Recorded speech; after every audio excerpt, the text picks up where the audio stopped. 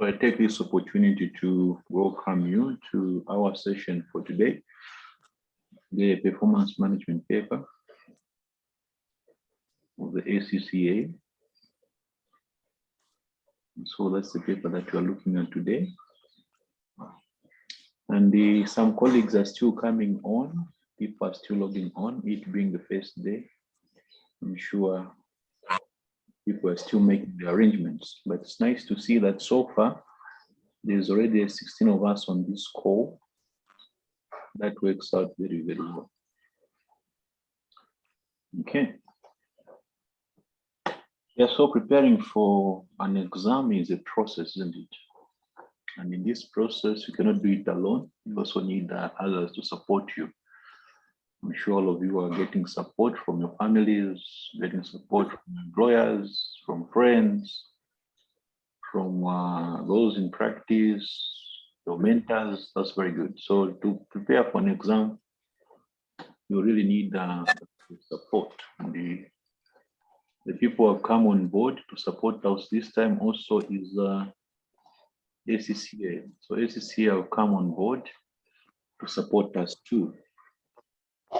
So we're thankful that ACCA can arrange sessions like this where we can interact with students and share some experience to get ready for the exam. Okay. So let's get into our session for today.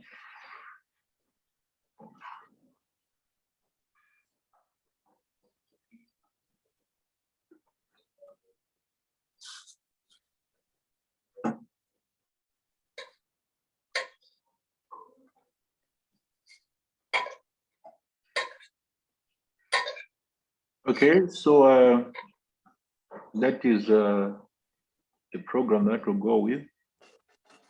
9 to 10:30, we take a comfort break for 15 minutes. Then we continue again. Then we break for lunch. We're going to take a break for lunch. From 12:30 to 13:30, we'll take our lunch break. Then we do another session, 13:30, 14:45, we take a comfort break. And then we come to the last session, the fourth session. So now we are going to proceed. Any housekeeping rules? Yes. We mute ourselves. We mute ourselves.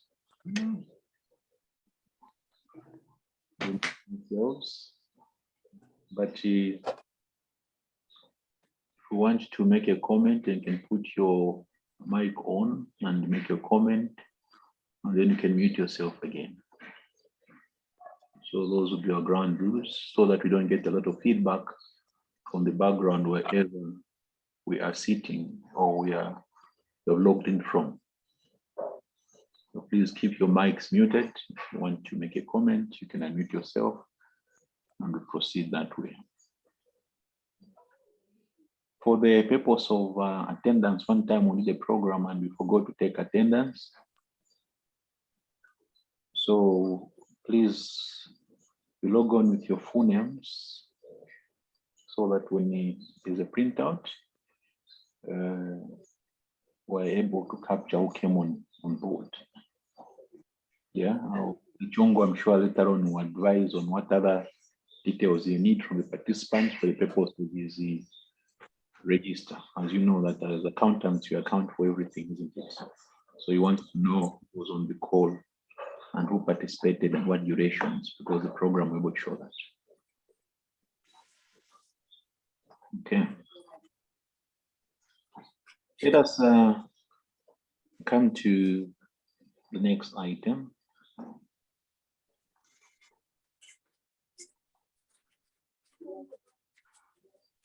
I will talk about the resources that are available for us to do well on the exam.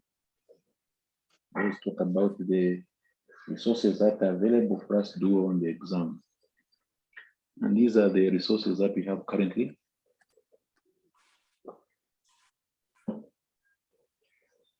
The official syllabus for ACCA. It's very, very important. Yeah, sometimes we come to a situation where somebody is writing the exam, but then the vendor counter-checked with the official syllabus as what is expected from them. Surely that would not be a good strategy. That strategy would be lacking, isn't it? I'm sure that's something that you have done, but if you haven't, we still have time. If you haven't, we still have time of you understanding, taking the SCA syllabus to check what is examinable. Of course, the PM course is well structured, isn't it? We can easily identify and even remember. You can easily identify and even remember the breakdown of the syllabus. So it's not a very difficult syllabus to remember, but it's important to check the detail also. It helps a lot. Because this is where you find that you haven't gone through the market size and market share variance. And we say, no, on my paper, there was market size and market share variance, but I never saw that. Well, if you had checked the syllabus, you would have found it in the syllabus. On my paper, there was something called a shadow price. Me, I don't know what a shadow price is. I've never seen it. Well, if you had counter-checked with your syllabus, you would have found that the examiner said you must learn what a shadow price is. The practice platform is very, very important as well. That's a resource which has been made available by FCCA. That is the resource that has been made available so that we can do some practice. Of course, we do get every sitting people coming indicating that they have never been to a practice platform. Well, there's nothing to worry about. You've got a full month of May to visit a platform and familiarize yourself. It's important that you familiarize yourself with the platform. At least we have given you a tip early enough. Now, I want to talk about this resource. I want to talk about this particular resource. The examiner's report. I don't know how many of us use this resource. This resource, to share with you my many years of teaching experience on the SCCA, I think now, because of the nature of the exam, it has become more important than before. This is more important than before. Yes, before we used to talk about the examiner's report, but now I think it's even more important. Why? We do not have access to all the questions. For instance, me as a tutor, the only thing I can interact with is the examiner's report. It's through that examiner's report that I've seen over the years how PM has changed. Yeah, it's over the years PM has changed, the type of test and type of questions. But because not all papers are published, it's difficult to know. So the only way I get an idea now of what questions students are getting through the examiner's report. This morning also we'll be demonstrating some usefulness, how useful the examiner's report is. Yeah, because if you do an exam, you get a 48%. You get 47%. You get 46%. And that's the marks that most of you people, our students, get. What you need is a few tips. These marks indicate that you know your topics well. For you to cross over to 50, what you needed are just a few reminders. So where do you get these reminders or these tips? These reminders or tips, you get them from the examiner's report. It's the examiner's report which indicates where students were missing it. And there's one particular detailed report which was done, which will help us to see some of the pitfalls. You have seen the difference really, or the gap that exists between the study texts and the exam questions. I'm sure it's common knowledge that you all know that you can take the study text, read it right, left, and center, but you find that you don't get through the exam. Why? There is a gap. I always say, the study texts are quite generic. Those who are doing degree programs, anyone who's doing management accounting basically can use the PM book. But what is more important really is to look at the questions, the past exam questions. This is an excellent guide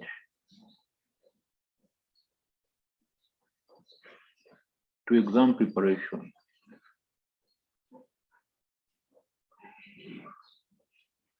So it's important that as part of exam preparation, we are married to the past exam papers. Once you have known what target costing is, once you've got basic knowledge of target costing, the next item that you must be interested in is where is the question? And you learn much more from the question. All types of questions, whether it's a short question, an objective test question, whether it's a long question, you're going to learn a lot. So like the remaining time between now and the exam, and you people, your revision has come early, you've got enough time to review a number of questions. And from the questions that we review, certainly you should be able to do well.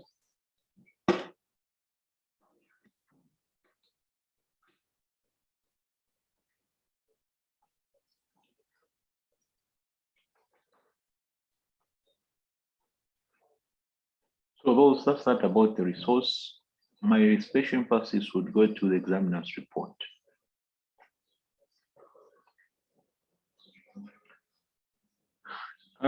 PM is different from other papers.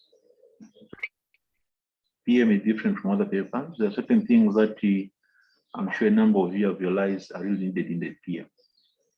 PM is highly technical. It's highly technical. There's a lot of techniques to learn in PM, and they're quite plenty. So it's quite a technical paper. So technical knowledge is very important. And that is why I put this one first. For you to pass PM, the activity-based costing must be good. Your throughput accounting must be good. Your learning curve theory must be good. Calculation of variances must be good. Risk uncertainty, and those are standalone techniques. Yeah. We're also seeing a bit of applications where the scenarios are really changing. The scenarios, when I look at the examiner's report, they're business-like. Yeah, not just academic. But to me, I think this is a paper where you must list all the techniques and tell yourself, how are these techniques? In our session for today, there's one technique which troubles students a lot that I want us to compare notes on. And this is the transfer pricing. The concept of transfer pricing. So we'll be able to share notes on the concept of transfer pricing, which is a technique which sometimes has given students problems. So that's one of the techniques. So once you have the technical knowledge right, the next item is you need a good exam technique. When you get 48% in the exam, when you get 47% in the exam, your problem may not be knowledge. Your problem may be you just lacked an exam technique of just asking, how can I cross over to the other side? How can I cross over to the other side? That's all that you missed.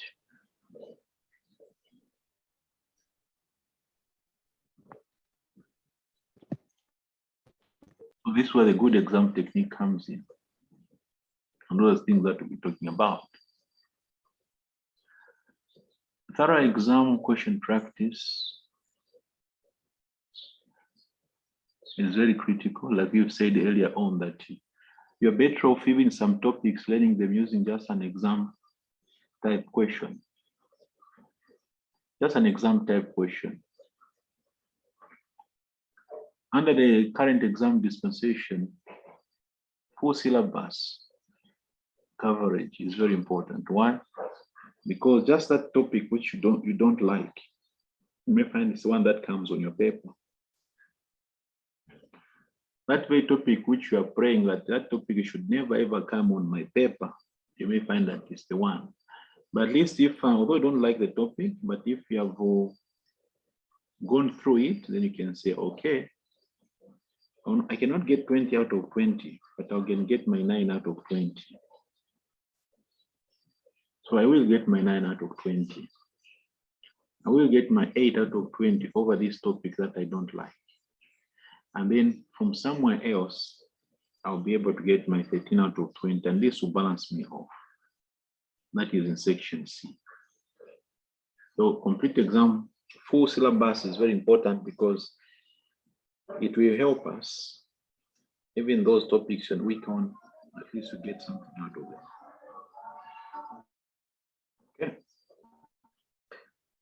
So at this point, we are going now to launch our revision. We're going to launch our coverage of material.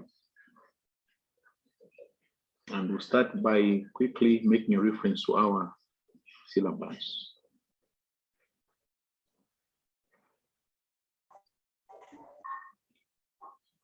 So let's look at